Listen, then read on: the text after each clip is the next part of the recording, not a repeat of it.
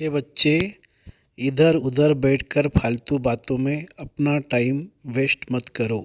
बाप की याद में रहो तो टाइम आबाद हो जाएगा। प्रश्न, बाप का शो नाम कौन से बच्चे निकाल सकते हैं? उत्तर, जो बाप समान सेवा करते हैं। अगर हर कर्म बाप के समान हो तो बहुत बड़ा फल मिलेगा। बाबा हम बच्चों को आप समान बनाने के लिए पुरुषार्थ करा रहे हैं। दूसरा प्रश्न है, अंतर्मुखी किसे कहेंगे? तुम्हारी अंतर्मुखता निराली है कैसे? उत्तर, सोल कॉन्शियस होकर रहना ही अंतर्मुखी बनना है। अंदर जो आत्मा है उनको सब कुछ बाप से ही सुनना है। एक बाप से ही बुद्धियोग रख गुणवान बनना है। यही है निराली अंतर्मुखता।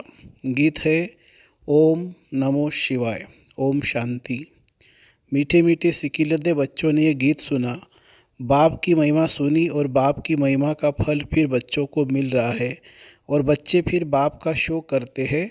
परंतु शो तब करेंगे जब उन जैसी सर्विस करेंगे, वो फल भी भारी पाएंगे। अब तुम बच्चे प्रैक्टिकल में हो। भगत सिर्फ गाते रहते हैं। तुम जानते हो बाप दादा संगम पर हमारे सन्मुख बैठे हैं। बाप जरूर दादा के तन से ही बताएगा। ये बच्चों को पक्का निश्चय है कि हम पुरुषार्थ कर अवश्य बाप समान बनेंगे। बाप पतित पावन ज्ञान सागर है, उससे तुम पतित पावनी ज्ञान गंगाएं निकली हो। गंगाएं क्यों कहा जाता है? क्योंकि तुम सब सजनिया हो। सबको हम ज्ञान गंगा ही कहेंगे। बच्चों को नशा चढ़ता है कि हम श्रीमत पर सारे विश्व के मनुष्य मात्रों को सुख दे सकते हैं जो और कोई नहीं दे सकता। अब बाप आया है सबको सद्गति देने और दिलाते भी है बच्चों द्वारा, क्योंकि करण करावनहार है ना। तो ऐसे बाप की श्रीमत पर जरूर चलना पड़े। बाप कहते हैं जो मेरा और जितनी सर्विस करेगा वही 21 जन्मों के लिए उच्च प्रारब्ध पाएगा। परंतु तकदीर में नहीं है तो कुछ करते नहीं है बहुत सहज। दिन प्रतिदिन बहुत बड़ी अच्छी अच्छी पॉइंट्स देते रहते हैं और बाप कहते हैं जितनी झोली भरनी हो उतनी भर लो। ये मालूम भी अपने को पड़ जा सकता है कि हम अपनी झोली अच्छी रीति भर रहे या कहाँ टाइम वेस्ट करते हैं। भक्ति में तो बहुत टाइम वेस्ट किया, एनर्जी वेस्ट की, पैसे भी बर्बाद किए, तो मेहनत भी बर्बाद की। देखो कितनी मेहनत करते हैं, जप तप दान तीर्थ आदि कितना करते हैं। अब यह जो कुछ हुआ ड्रामा अनुसार, अभी तो है पुरुषार्थ की बात। जो बीत चुका उसका तो कुछ होना ही नहीं है, फिर अपने समय पर रिपीट होगा।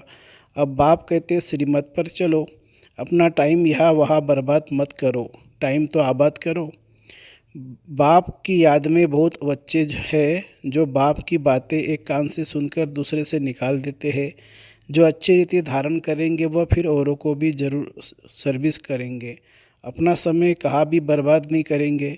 बहुत बच्चे जो सारा दिन बाहर मुखी रहते हैं, बच्चों को पुरुषार्थ कर अंतर्मुखी बनना है। अंदर आत्मा है ना, ये निश्चय करना है कि हम आत्माओं का बाप समझा रहे हैं कि बच्चे तुमको सोल कॉन्शियस होकर रहना है। सच्चा सच्चा अंतर्मुख इसको कहा जाता है। हमारे अंतर्मुख होने की बात ही निराली है। अंदर जो आत्मा है वो उनको सब कुछ बाप से ही सुनना है। बाप प्यार से बच्चों को बार बार समझाते हैं। माता पिता और जो भी है और भी जो अनन्य भाई बहन हैं जो अच्छी सर्विस करते हैं उन्हों से तुमको सीखना है। भले थोड़े बहुत अवगुण तो सभी में अभी भी है। गाते भी है कि मुझ निर्गुण हारे में कोई गुण नहीं। अभी तुम बच्चों को गुणवान बनना है। सो तब तक बन सकते हो जब बाप के साथ बुद्धियोग होगा। माया तो बहुत भटकाएगी, फिर गिरते और चढ़ते रहेंगे। तो बॉडी कॉन्शियस रहते हैं वह गिरते रहते हैं, जो सोल कॉन्शियस रहते हैं वह गिरते नहीं हैं। वह बाप से अंजाम वायदा करते कि हम यह काम करके ही दिखाएंगे, पूर्ण पवित्र बनकर ही दिखाएंगे। अंदर में यह पक्का निश्चय रहना चाहिए कि हम बाप से पूरा पूरा वर्षा लेंगे, कहाँ भी फालतू टाइम नहीं गवाएंगे। बच्चों को शरीर निर्वाह भी करना है। घर बार छोड़ना तो हठयोगी सन्यासियों का काम है। तुमको तो अपनी रचना का भी पूरी देखरेख करनी है और दिल में यह निश्चय रखना है कि इन आँखों से हम जो देखते हैं वह सब विनाश हो जाने वाला है। इसमें ममत्व रखने से ही अपना नुकसान करेंगे। ममत्व एक बाप से रखना है। मुख्य बात है पवित्रता की। इस पर ही बहुत हंगामे होते हैं। क्रोध पर कितना हंगामा हुआ। क्रोध पर इतना हंगामा नहीं होगा। बाप कहते हैं यह काम विकार तो इस समय सब में प्रवेश है, सब विकार से पैदा होते हैं। तुम समझा सकते हो कि हम भ्रष्टाचारी को श्रेष्ठाचारी बनाने में मदद कर रहे हैं। अब तुम बच्चों को सोल कॉन्शियस बनना है। पतित पावन बाप को याद करना है। बुलाते भी है कि हे पतित पावन आओ, तो आकर क्या करेंगे? जरूर पावन बनाएंगे। या स्नान आदि की तो बात नहीं है। बाप कहते हैं मामेकम याद करो और कोई भी उपाय है नहीं। योग अग्नि से ही तुम पतित से पावन बनेंगे। आयरन एज से तुम गोल्डन एज में जाएंगे। यह एक ही उपाय है, दूसरा कोई उपाय ही नहीं। सब बीमारियां की एक ही दवाई है, बाप की याद। इससे ही सब दुख दूर हो जाएंगे। बाप की याद से वर्षा भी याद आएगा। बाप माना ही वर्षा। लौकिक बाप भर कितना भी गरीब होगा तो पाई पैसे बर्तन आदि का कुछ तो वर्षा देगा जरूर। तो तुमको पहले बाप को फिर वर्षे को याद करना है। बाप कहते मनमना भव मध्याजी भव। बाप तुमको सभी वेदों शास्त्रों का सार समझाते हैं। दूसरा कोई भी यह सार जानते ही नहीं है। बाप सीधा कहते हैं बच्चे, देह अभिमान को छोड़ दो। तुमको समझना चाहिए कि हम आत्माओं से बाप बात कर रहे हैं। निराकार बाप निराकार बच्चों को ही कहेंगे कि तुम आत्माएं कानों से सुनती हो, तुम ही सब कुछ करती हो। कोई भी हालत में बच्चों को देह अभिमानी नहीं बनना है। अपने को आत्मा समझ बाप को याद करो, सर्विस भी करो, क्योंकि देह से ही सब काम होता है। वह तो करना ही पड़े। कोई कोई कुछ समय के लिए अनकॉन्शियस बेहोश भी हो जाते हैं, परंतु वह कोई ज्ञान की बात नहीं है। यहाँ तो बाप को याद करने की ही मेहनत करनी है, जिसमें माया के बहुत विघ्न पड़ते हैं। तुम जानते हो हमने बाप की गोद ली है तो बाप को जरूर याद करना पड़े। भोग बनाते हो तो भी शिव बाबा को याद करना है। आगे भोग बनाते थे तो कृष्ण को, राम को, गुरु नानक को याद करते थे, गुरुवाणी पढ़ते थे। याद में बनाएंगे तब तो शुद्ध होगा। फिर प्रैक्टिस पड़ जाती है। यहाँ भी बाप के याद की प्रैक्टिस पड़ जानी चाहिए। जितना हो सके भोग व भोजन बनाने के समय बाबा को याद जरूर करना है, पर बहुत बहुत ज़रूरी है। परंतु बच्चे याद करते नहीं है। भंडारे में एक दो को याद कराना चाहिए कि बाबा को याद कर भोजन बनाओ। ऐसे करते करते पक्के हो जाएंगे। जिनको अभ्यास नहीं होगा तो वह तो कभी याद करेंगे नहीं। ब्रह्मा भोजन की बहुत महिमा है, तो जरूर कुछ होगा ना। देवता भी इच्छा रखते हैं ब्रह्मा भोजन की, तो याद में रह भोजन बनाने से अपना भी कल्याण होता है, तो आने वाले का भी कल्याण होता है। याद में रहने से बुद्धि में आ जाता है कि हम शिव बाबा से वर्षा ले रहे हैं, परंतु बच्चे याद करते नहीं है। यह कच्चाई है। आगे चलकर ऐसे बच्चे निकलेंगे जो बाप की याद में एकदम मस्त हो जाएंगे। याद में ही भोजन आदि बनाएंगे। जैसे शराब का नशा चढ़ जाता है, तुम बच्चों को फिर यह रूहानी बाप की याद का नशा रहना चाहिए। इसमें बहुत फ़ायदा है। साजन को व बाप को याद करना है। अति मीठा बाप है, इन जैसा मीठा कोई होता नहीं है। बाहर वाले तो इन बातों को जानते ही नहीं हैं। देवी देवता धर्म वाले ही समझ सकते हैं। तमेव माता च पिता तमेव, यह एक निराकार बाप की महिमा है। जरूर बाप ने इतना उच्च कर्तव्य किया है, तब फिर भक्ति मार्ग में हम उनकी महिमा करते हैं। अब बाप कहते मीठे बच्चे और सब तरफ से बुद्धि योग हटाओ। सारी दुनिया से, अपनी देह से भी बुद्धि का योग हटाए मामेकम याद करो तो तुम्हारा बेड़ा पार हो जाएगा। बहुत सस्ता सौदा है, परंतु लेने वाले भी नंबरवार है। यह भी ड्रामा बना हुआ है। बाबा कितना अच्छे रीति समझाते हैं, सुनते भी है। कोई तो अच्छी रीति धारण करते हैं, कोई तो एक कान से सुन दूसरे से निकाल देते हैं। यहाँ सन्मुख सुनने से बच्चे रिफ्रेश होते हैं, फिर बाहर जाने से भूल जाते हैं, कुछ भी याद नहीं रहता। कोई तो अच्छी रीति रिपीट भी करेंगे। जो बाबा ने समझाया है वह प्रैक्टिकल में करेंगे। सवेरे उठकर तुम बाबा की याद में भोजन बनाएंगे तो भोजन में ताकत रहेगी। इतना तुम बच्चों को नशा रहना चाहिए। सारे मनुष्य कुल का उद्धार करना है, मनुष्य कुल की ही बात है। ऐसे नहीं जानवर आदि का उद्धार करेंगे। उनका ड्रामा में पार्ट ही यह है, जैसा मनुष्य वैसा फर्नीचर। सतयुग में कीचड़ पट्टी होती नहीं है। तुम्हारे लिए कितने वैभव है। वहाँ पंछी जानवर आदि सब रॉयल होते हैं। जैसा मनुष्य वैसी उनकी सामग्री होती है। गरीब की सामग्री क्या होगी, साहूकार की सामग्री कितनी रॉयल होगी।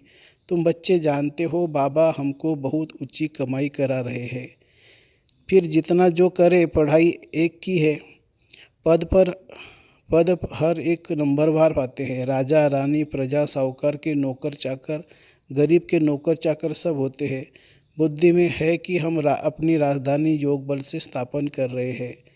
हथियारों आदि की यह बात नहीं है, यह है अभी की बात। योग बल से तुम राजा ही पाते हो। इस समय तुम ब्राह्मणिया शक्तियाँ हो। सतयुग में देवियों को हथियार आदि हो नहीं सकते, यह है अभी की बात। ज्ञान तलवार, ज्ञान खड़ंग, फिर वह सब स्थूल रूप से ले गए हैं। अब तुम्हारी सूरत और सीरत दोनों बदलती है। काले से गोरे बनते हो, सर्वगुण संपन्न और 16 कला संपूर्ण बनते हो।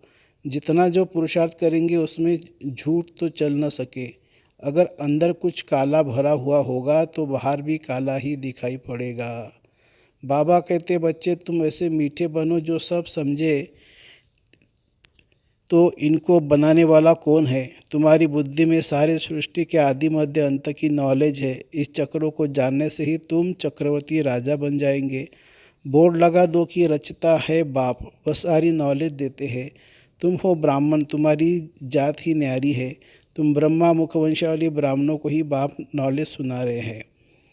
तो शिव बाबा के साथ तुम्हारा कितना लव होना चाहिए। परंतु अच्छे अच्छे फर्स्ट क्लास बच्चे योग में फेल हो जा पड़ते हैं। ज्ञान तो बड़ा सहज है, मुरली भी अच्छी चलाते हैं, परंतु योग में मेहनत है। याद से विकर्म विनाश करना ये मेहनत है, बस इसमें बहुत फेल होते हैं। भगवानुवाच तुमको मनुष्य से देवता, पतित से पावन बनाने आता हूँ। ज्ञान से ही सद्गति होती है, तो ज्ञान सागर को जरूर नॉलेज देना पड़े। बाकी पानी का सागर व नदियाँ थोड़े पावन बना सकती है। अभी तुम बच्चे समझते हो हम अपने लिए राजधानी स्थापन कर रहे हैं। आत्मा अभिमानी बन रहे। हम बाबा से नॉलेज का वर्षा लेकर विश्व का मालिक बन जाएंगे। कहाँ उन्हों की बुद्धि, कहाँ तुम्हारी बुद्धि। वह सब विनाश के लिए काम करते हैं, तुम स्थापना के लिए करते हो। यह बातें भूलनी नहीं चाहिए।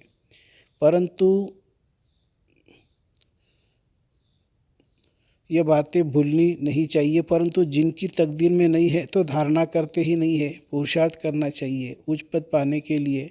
हम पास होकर उच्च नंबर लेवे चाहते तो है, परंतु मेहनत नहीं पहुँचती। यह है बेहद की पढ़ाई। बाप तो विश्व की बादशाही देते हैं। वंडर है ना। बहुत प्यार से समझाते हैं, बच्चे मुझे याद करो, हड्डी याद करना है। बाप फिर से आया हुआ है। हम जरूर बाप की मदद पर चलकर पूरा वर्षा लेंगे। बाबा हम आपको जान गए हैं। बाबा को देखा भी नहीं है, घर बैठे भी टचिंग हो जाती है। कोई को थोड़ा सुनने से भी नशा चढ़ जाता है। तकदीर भी साथ देती है। कोई फिर संग दोष में आकर पढ़ाई छोड़ देते हैं। रावण मत वाले अलग, ईश्वरीय मत वाले अलग है। तुम बच्चे जानते हो कैसे राजा स्थापन हो रही है। योग बल से। बाहुबल अनेक प्रकार का है, योग बल एक ही प्रकार का है। अच्छा, मीठे मीठे सीखे लदे बच्चों प्रति माता पिता बाप दादा का याद प्यार और गुड मॉर्निंग। रूहानी बाप की रूहानी बच्चों को नमस्ते। हम रूहानी बच्चों की रूहानी माता पिता बाप दादा को याद प्यार, गुड मॉर्निंग और नमस्ते बाबा, नमस्ते।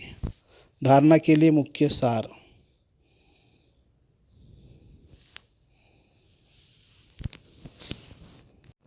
पहली पॉइंट, अंतर्मुखी बन एक बाप से ही सुनना है।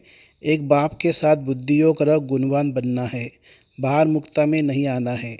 दूसरी पॉइंट, रूहानी बाप की याद के नशे में रह भोजन बनाना व खाना है, पक्का योगी बनना है।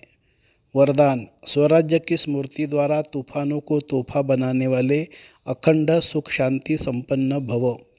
अखंड सुख शांतिमय संपन्न जीवन का अनुभव करने के लिए स्वराज्य अधिकारी बनो। स्वराज्य अधिकारी के लिए तूफान अनुभवी बनाने वाले उड़ती कला का तोहफा बन जाते हैं। उन्हें साधन, सैल्वेशन व प्रशंसा के आधार पर सुख की अनुभूति नहीं होती है, लेकिन परमात्मा प्राप्ति के आधार पर अखंड सुख शांति का अनुभव करते हैं। किसी भी प्रकार की अशांत करने वाली परिस्थितियाँ उनकी अखंड शांति को खंडित नहीं कर सकती। स्लोगन है, सदा भरपूरता का अनुभव करना है तो दुआएं दो और दुआएं लो। अच्छा, ओम शांति शांति शांति। शुक्रिया बाबा, शुक्रिया। Thank you Baba, thank you.